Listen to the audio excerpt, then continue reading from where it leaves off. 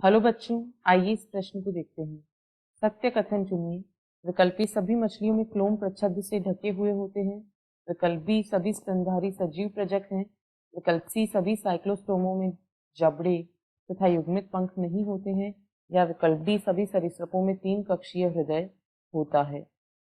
इस प्रश्न की जो मुख्य अवधारणा है वह है साइक्लोस्टोमेटा। वह है साइक्लोस्टोमेटा। यहाँ पर हम देखेंगे साइक्लोस्टोमेटा जीवों की कुछ प्रमुख लक्षणों को।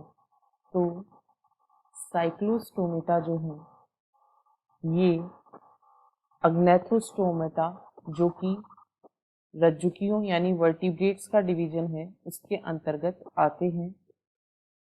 साइक्लोस्टोमेटा वर्ग के सभी प्राणी कुछ मछलियों के बाह्य परजीवी होते हैं। ये सभी मछलियों के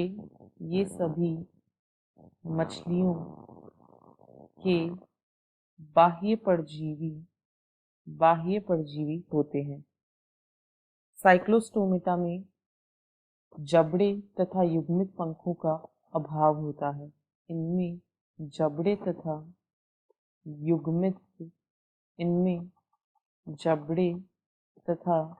युग्मित पंखों का अभाव होता है और यह सभी साइक्लोस्टोमेटा का लक्षण है। इनमें कपाल तथा मेरुदंड जो होता है वह उपास्थल होता है। इनका जो कपाल एवं मेरुदंड होता है वह उपास्थल होता है।